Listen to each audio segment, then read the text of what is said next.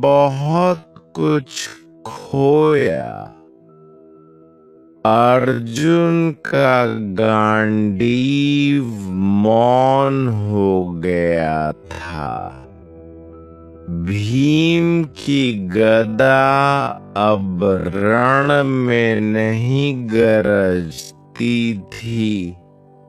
नकुल और सहदेव के सौंदर्य और ज्ञान की चमक धुंधला गई थी और युधिष्ठिर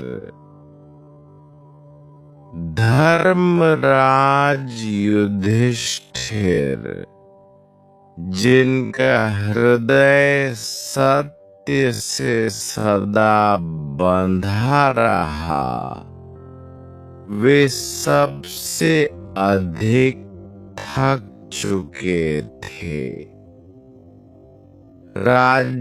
राज्याभिषेक के कई वर्ष बाद जब हस्तिनापुर के कोने कोने में शांति फैल चुकी थी, तब युधिष्ठिर ने एक निर्णय लिया। अब समय है हिमालय की ओर प्रस्थान करने का। उन्होंने भाइयों और द्रौपदी को बुलाया और कहा, अब हमारे जीवन का उद्देश्य पूर्ण हो गया है। समय आ गया है कि हम सांसारिक मोह माया को त्याग कर मोक्ष की ओर अग्रसर हों। सभी सहमत हुए। उन्होंने अपना सब कुछ त्याग दिया। वैभव, महल, राज सिंहासन और एक लंबी यात्रा पर निकल पड़े। इस यात्रा को इतिहास में महाप्रस्थान के नाम से जाना जाता है।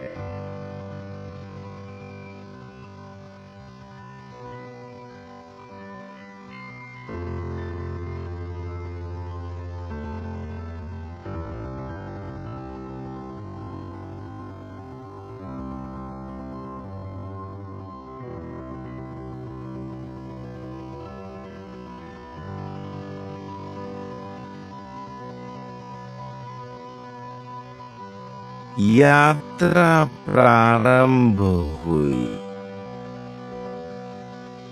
पांडवों के साथ कोई सेवक नहीं था, कोई वाहन नहीं,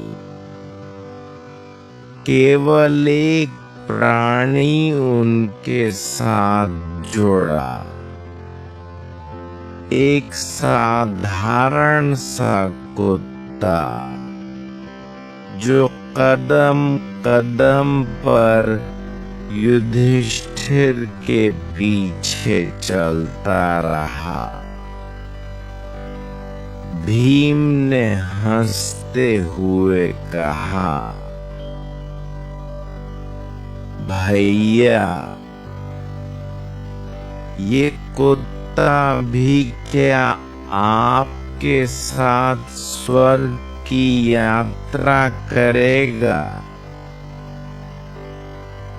युधिष्ठिर मुस्कुराए। उन्होंने कहा, यह कुत्ता कुत्ता मेरे पीछे आया है। इसके मन में कोई कपट नहीं है। जैसे जैसे हम सभी अपने कर्मों के अनुसार मंजिल को प्राप्त करेंगे, यह भी अपने धर्म के अनुसार साथ चलेगा। कुत्ता युधिष्ठिर के प्रति अद्भुत श्रद्धा दिखा रहा था। न खाने की इच्छा, न आराम की मांग। वह बस चुपचाप उनके पीछे चलता रहा।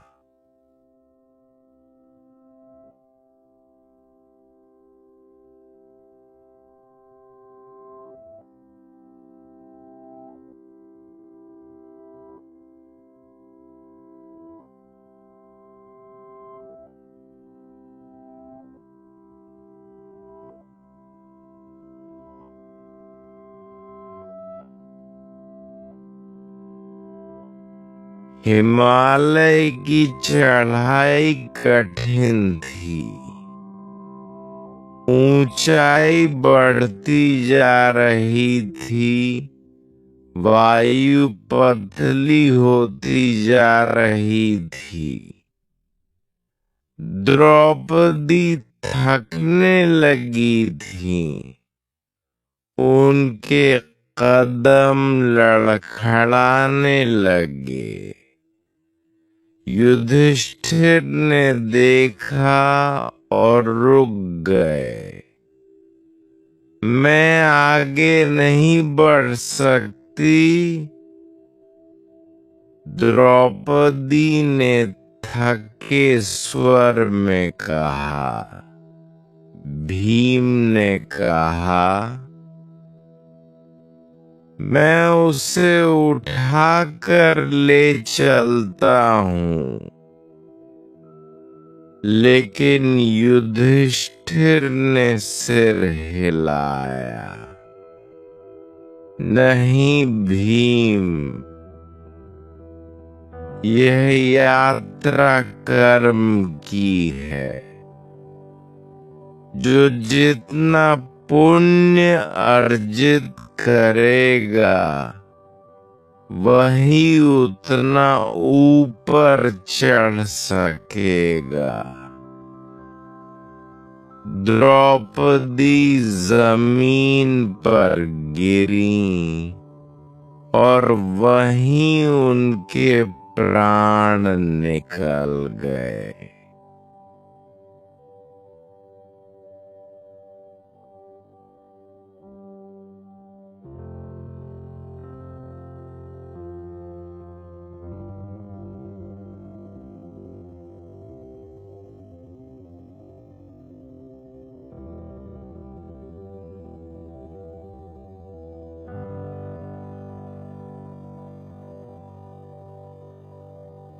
भीम ने पूछा,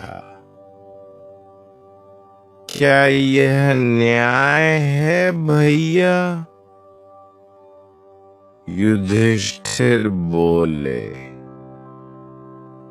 द्रौपदी पांचों में से अर्जुन को अधिक प्रिय मानती थी। यही उनका मोह था और मोह मोक्ष का बाधक है। यात्रा फिर आगे बढ़ी। अब 4 भाई और एक कुत्ता बचे। कुछ दूरी पर चलने के बाद सहदेव भी गिर पड़े। फिर नकुल, फिर अर्जुन। हर बार भीम प्रश्न करता और युधिष्ठिर उत्तर देते। हर किसी के पतन के पीछे कोई न कोई दोष, कोई न कोई बंधन था।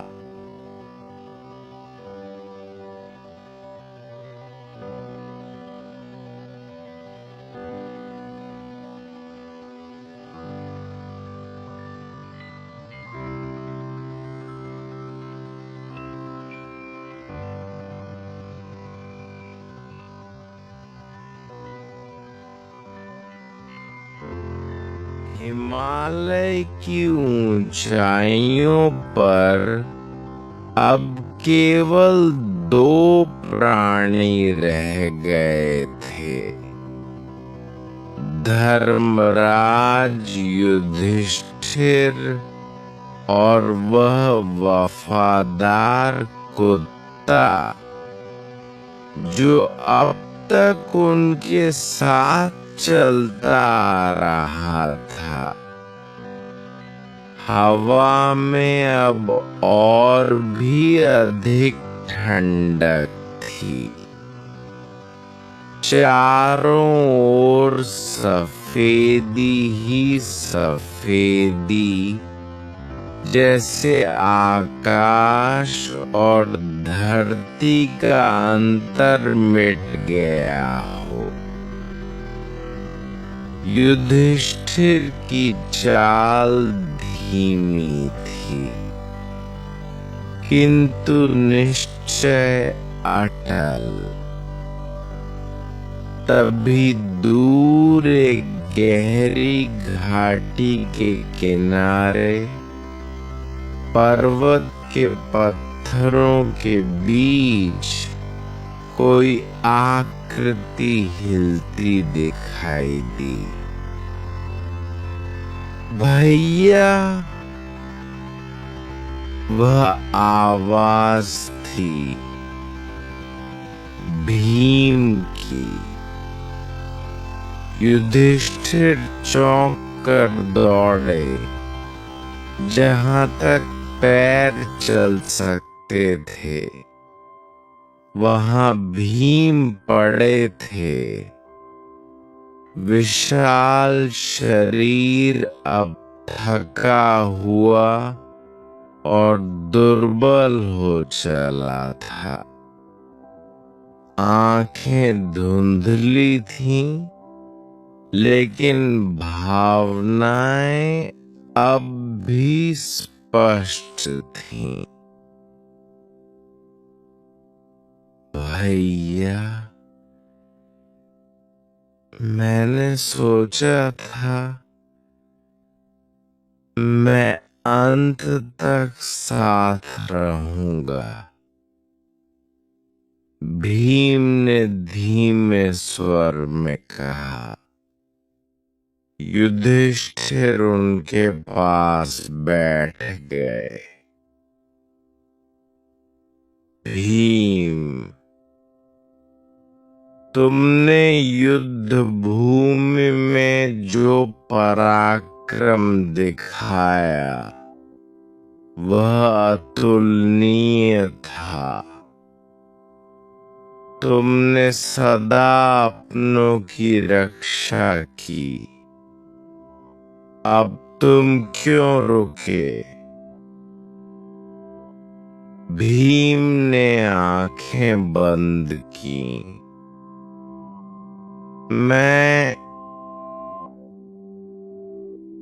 मुझे अपने बल का गर्व था भैया।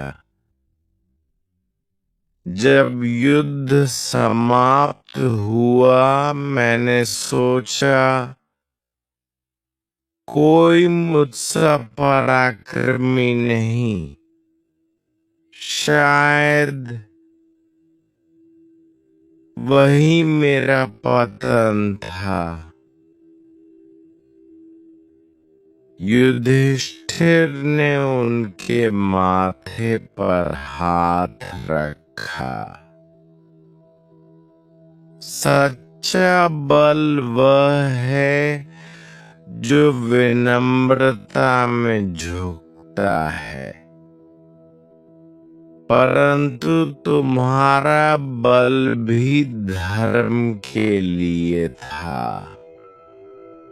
तुमने जो किया वह अनुकरणीय था। भीम मुस्कुराए और उनकी सांसें रुक गईं। युधिष्ठिर ने अपने भाई को नमन किया और आगे बढ़ गए। कुत्ता अब भी साथ था।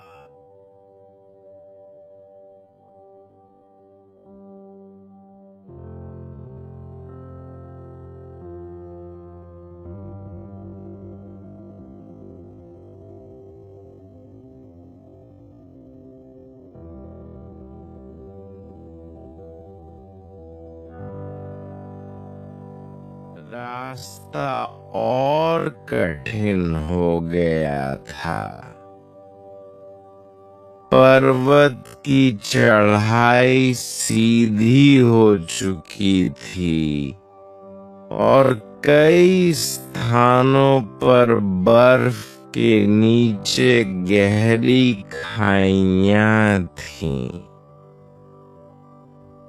कुत्ता भी फिसलने लगा, लेकिन वह हर बार संतुलन पाकर युधिष्ठिर के पीछे पीछे आ जाता। युधिष्ठिर अब अकेले थे, पर एक अजीब शांति उनके भीतर थी। उन्होंने पीछे देखा, न कोई भाई न द्रौपदी, पर वह कुत्ता अब भी उतनी ही निष्ठा से उनके पीछे चल रहा था। इस बीच एक चट्टान के पीछे से आवाज आई, युधिष्ठिर। युधिष्ठिर ठिठक गए। तुमने अब तक सबको पीछे छोड़ दिया, अब समय है कि तुम स्वयं को भी छोड़ो। अपने नाम, अपने कर्म, अपनी पहचान को। तभी तुम उस द्वार तक पहुंच सकोगे जो मोक्ष की ओर खुलता है। युधिष्ठिर ने चारों ओर देखा, पर कोई नहीं था। वह समझ गए, यह आवाज उनके अंतरात्मा की थी, या शायद स्वयं धर्म की। मैं त्याग चुका हूँ सत्ता को, रिश्तों को, अभिमान को। अब बस यह शरीर और यह साथ चलने वाला जीव बचा है। अगर यह भी त्यागना पड़े तो मैं तैयार हूँ, पर किसी के प्रति अन्याय नहीं कर सकता। यही कहते हुए वे फिर चल पड़े। शरीर थक चुका था, लेकिन मन अडिग था। वे हिमालय की चोटी की ओर बढ़ते गए। तब उन्होंने देखा स्वर्ग का रथ आया, एक दिव्य रथ इंद्र के भेजे हुए देवदूतों द्वारा चलाया गया। युधिष्ठिर, आओ, स्वर्ग तुम्हारा स्वागत करता है। युधिष्ठिर ने रथ की ओर देखा, फिर पीछे मुड़े। वह कुत्ता अब भी उनके पीछे था। उसकी सांसें तेज चल रही थीं, लेकिन वह थमा नहीं था। क्या यह मेरे साथ आ सकता है? युधिष्ठिर ने पूछा। देवदूत ने कहा, नहीं, यह पशु है। स्वर्ग में इसका कोई स्थान नहीं है। युधिष्ठिर ने एक गहरी सांस ली और कहा, यदि यह स्वर्ग नहीं जा सकता तो मैं भी नहीं जाऊंगा। इसने मेरे साथ निष्ठा निभाई है। इसे त्यागना अधर्म होगा।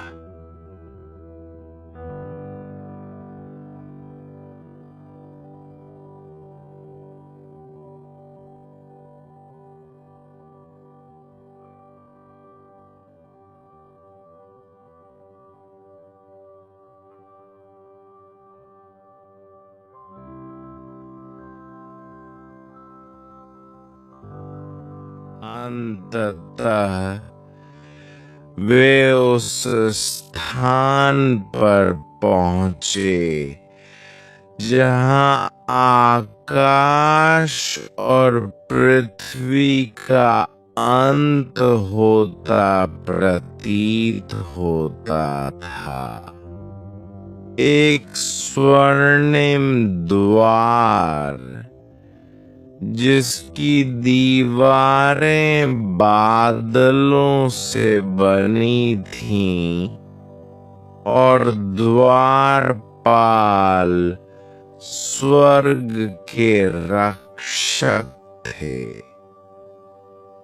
हाथों में चमकते अस्त्र, नेत्रों में तेज। युधिष्ठिर, तुमने पृथ्वी पर धर्म का पालन किया, अब स्वर्ग तुम्हारे स्वागत के लिए प्रस्तुत है। एक रक्षक बोला। परंतु दूसरे ने कहा, तुम्हारे साथ जो यह कुत्ता है वह स्वर्ग में प्रवेश नहीं कर सकता। युधिष्ठिर शांत रहे। अगर यह नहीं आ सकता, उन्होंने दृढ़ स्वर में कहा, तो मैं भी स्वर्ग में प्रवेश नहीं करूंगा। स्वर्ग के द्वारपाल एक दूसरे को देखने लगे। आकाश में एक प्रकाश पुंज चमका और वही कुत्ता अब एक दिव्य रूप में बदलने लगा। वह स्वयं धर्म थे, स्वर्ग के देवता और युधिष्ठिर के पिता। पुत्र, तुमने मेरी अंतिम परीक्षा भी उत्तीर्ण की। तुमने एक सामान्य प्राणी के साथ भी वही निष्ठा दिखाई जो अपने भाइयों के साथ।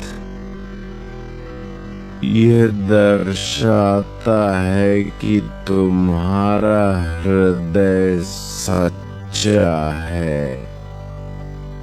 सच्चा धर्मात्मा वही होता है जो सबको साथ लेकर चलता है, चाहे वह कोई भी हो। युधिष्ठिर ने सिर झुकाकर कहा, पिता, मैं केवल वही कर पाया जो आपने सिखाया। अब स्वर्ग के द्वार पूरी तरह खुल चुके थे।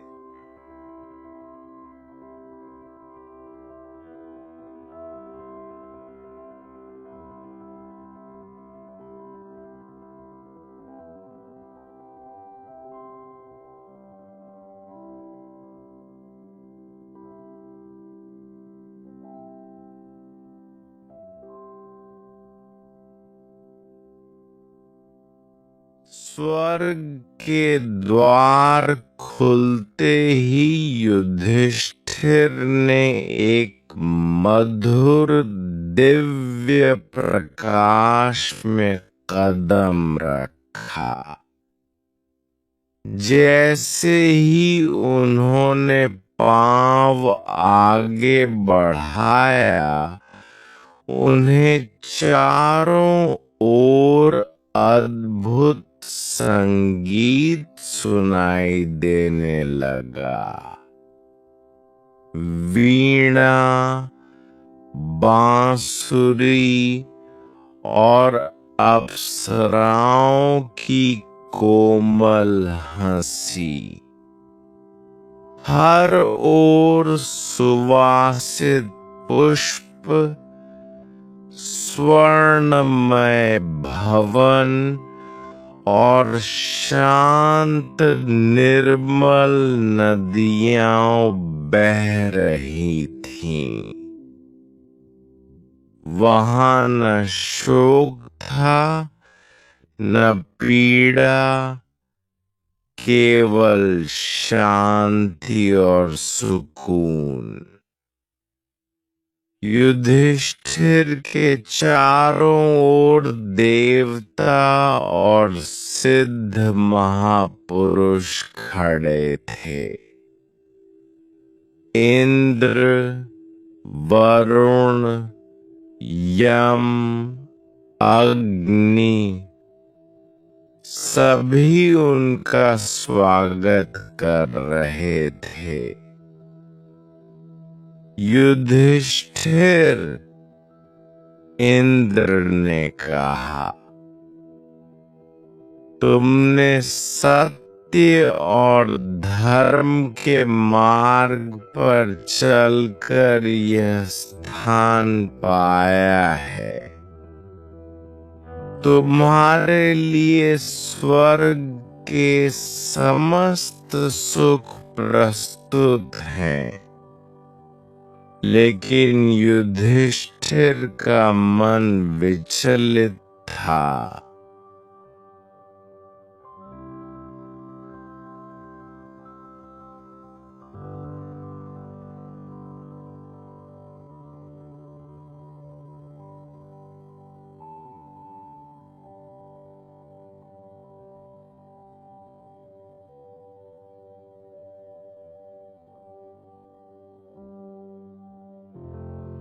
मेरे भाई कहाँ हैं?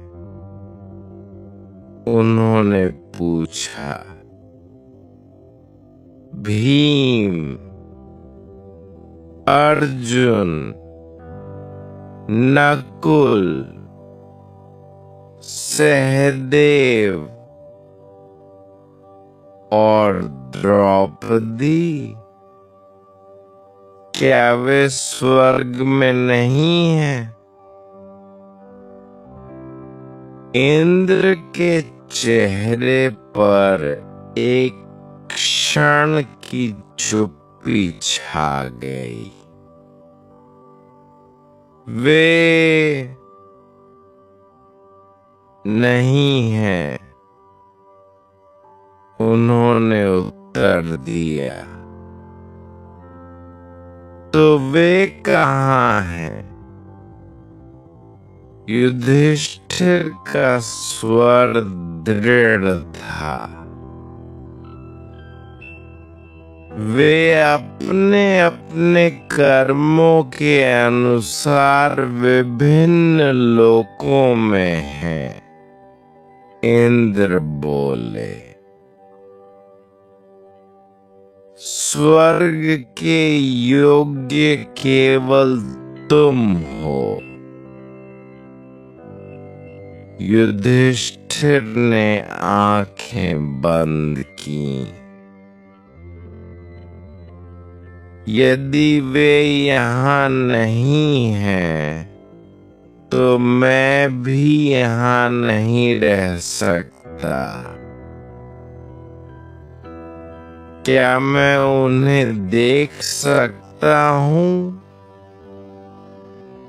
जान सकता हूँ कि वे किस दशा में हैं? इंद्र ने कहा, यह संभव है, पर यह देखना आसान नहीं होगा। जो तुम देखने जा रहे हो, वह स्वर्ग की सुख शांति को भंग कर सकता है। मैं तैयार हूँ। युधिष्ठिर ने उत्तर उत्तर दिया। कुछ ही क्षणों में युधिष्ठिर को एक अंधकारमय मार्ग पर ले जाया गया। चारों ओर धुआं था, दुर्गंध थी, चीखें थीं।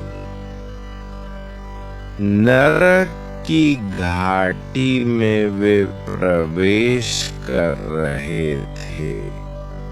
वहां अग्नि की लपटें थीं, कांटों से भरे मार्ग और जलते हुए जीव, पशु, मनुष्य, असुर सब चीखते चिल्लाते दिखाई दे रहे थे। युधिष्ठिर की आंखों में आंसू आ गए। तभी एक आवाज आई, भैया। युधिष्ठिर कांप उठे। यह भीम की आवाज थी। फिर अर्जुन, नकुल, सहदेव और अंत में द्रौपदी की आवाजें भी सुनाई दी। वे सब नरक में कष्ट भोग रहे थे। ये कैसे संभव है? युधिष्ठिर ने चीखते हुए पूछा। इन सब ने धर्म और न्याय के लिए जीवन अर्पण किया, फिर यह दंड क्यों?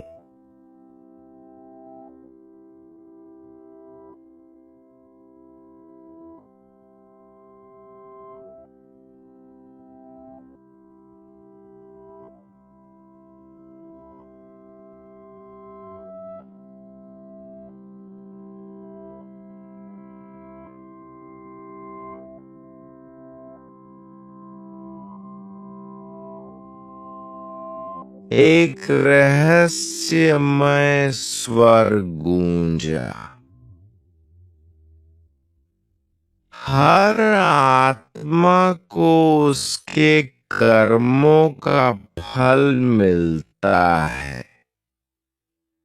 युद्ध में किया गया प्रत्येक हिंसात्मक कर्म, मन का प्रत्येक अहंकार, हर मोह, चाहे वह छोटा हो या बड़ा, उसका फल निश्चित होता है।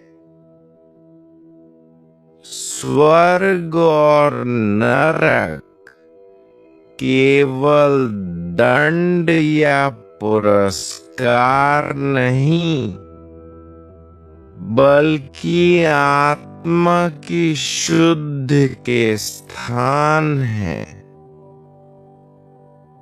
युधिष्ठिर अब तक बहुत कुछ सह चुके थे, पर यह दृश्य उनके हृदय को चीर रहा था। अगर मेरे भाई और द्रौपदी नरक में हैं, तो मैं भी यहीं रहूंगा। स्वर्ग का सुख मुझे अकेले स्वीकार नहीं। कुछ पल बाद वह अंधकार हटने लगा, नरक गायब होने लगा, पीड़ाएं विलीन होने लगी, चारों ओर प्रकाश फैल गया। पुंज उनके सामने प्रकट हुआ।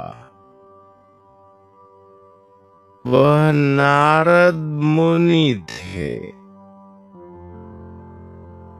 युधिष्ठिर, नारद बोले,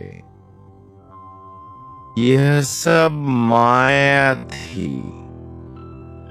तुम्हारी अंतिम परीक्षा, तुम्हारी निष्ठा, तुम्हारा प्रेम और तुम्हारी करुणा की परख हो रही थी। माया? युधिष्ठिर ने आश्चर्य से पूछा। हाँ, नारद मुस्कुराए। तुम्हारे भाई और द्रौपदी सब अब अपने पुण्य के अनुसार उच्च लोकों में हैं, परंतु स्वर्ग में स्थायी स्थान केवल उसी को मिलता है जो अंतिम परीक्षा में भी धर्म से विचलित न हो, और तुम सफल हुए हो। तभी वहां सभी पांडव प्रकट हुए। भीम, अर्जुन, नकुल, सहदेव और द्रौपदी भी। वे अब दिव्य रूप में थे, शांत और प्रसन्न। भीम ने कहा, भैया, आपने फिर एक बार हम सबका मान रखा। आप सदा धर्मराज कहलाने योग्य हैं। युधिष्ठिर ने अपने भाइयों को गले लगा लिया। वह कुत्ता जो पहले धर्मराज का रूप था, अब फिर उनके पीछे खड़ा मुस्कुरा रहा था। इंद्र ने एक बार फिर कहा, अब तुम सभी को स्वर्ग का अधिकार प्राप्त है। तुम्हारे जीवन का हर मोड़, हर निर्णय अब अमर कथा बन जाएगा। और इस प्रकार युधिष्ठिर और उनके भाई स्वर्ग में प्रतिष्ठित हुए।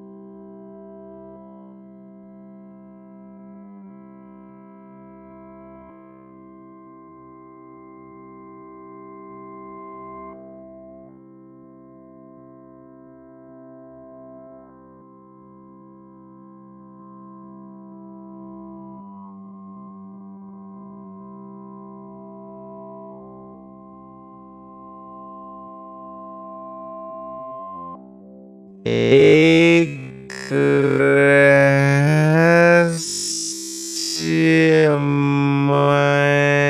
स्वर गूंजा।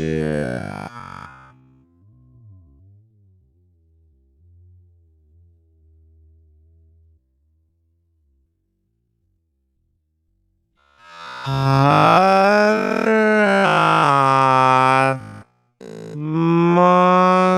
को उसके कर्मों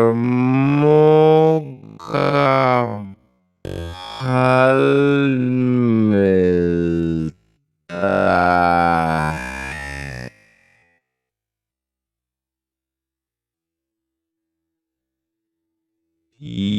युद्ध में किया गया प्रत्येक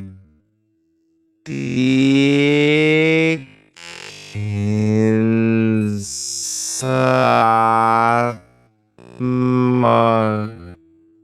कर्म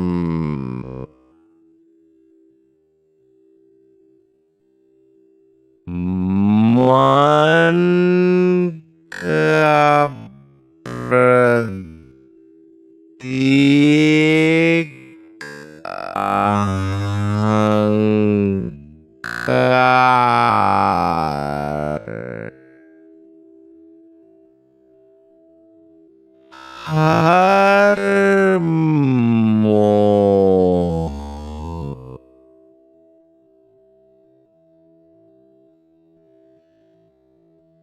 चाहे वह छोटा हो या बड़ा,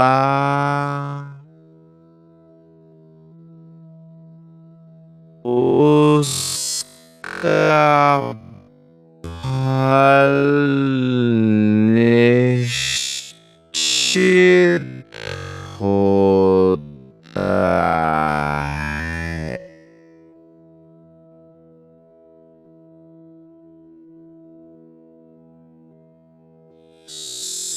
स्वर्ग और नरक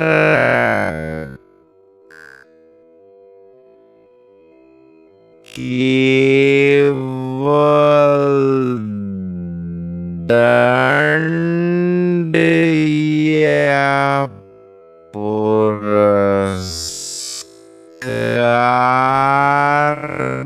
नहीं,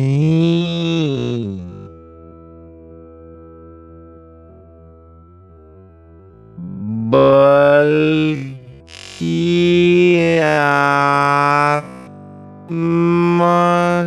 की शुद्धि के स्थान है।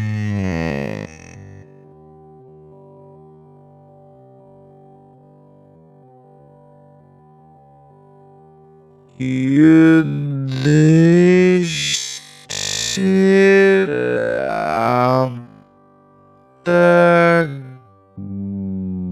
बहुत कुछ सह चुके थे।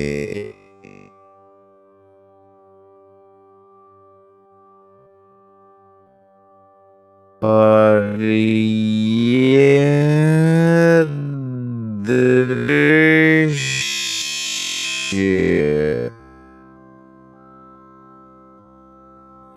उनके हृदय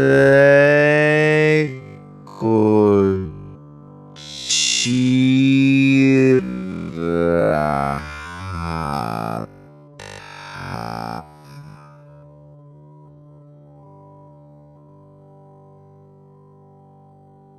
अगर मेरे भाई और द्रौपदी